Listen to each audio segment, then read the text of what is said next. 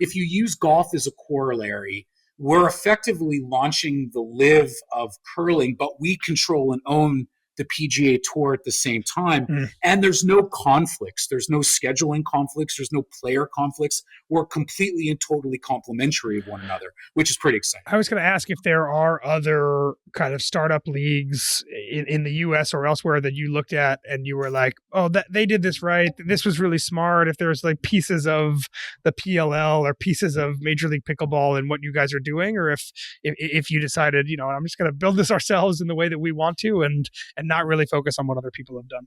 Oh no, man. Like that's the thing. I mean, I think that's one of the lessons I've learned being like a 3 or 4 time entrepreneur. You gotta learn from other people. We're not reinventing the wheel. We're picking and choosing some of the things that worked in some of these other leagues that have launched. And candidly, we're also learning from some of the things that didn't work in a lot of the others. Give me some examples of both. Yeah, things that worked elsewhere and things that you saw that didn't. Yeah, that's a really good question. I mean, I think that what I think without speaking specifically to things that worked and didn't work, I'll give you a couple things that we are doing. One, I think there are things that LIV got right, and there are things that I think LIV got a little bit that they got a little bit ahead of their skis on.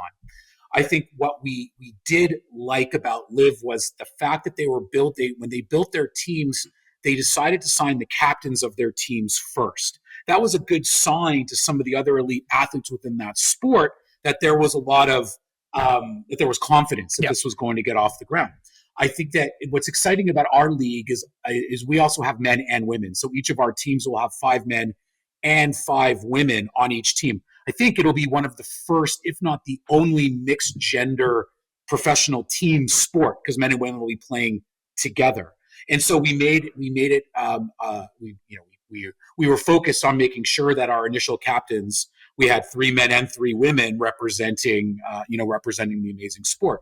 I think we also looked at how F1 operates and how SailGP operates, where you can have. Well, SailGP is a little bit where events are a bit of a traveling circus, right? We will go from location to location.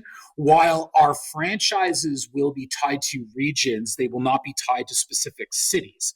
And so what we'll do over the first couple of years of Rock League is we will host events in different parts of the world, but all the teams will come together.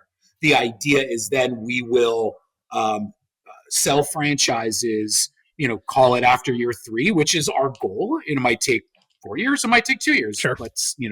And then once we sell those franchises to ownership groups in the specific areas of the teams they represent, then those teams or those owners will be able to host a Rock League event within their jurisdiction of, within the location of their choice. Yeah.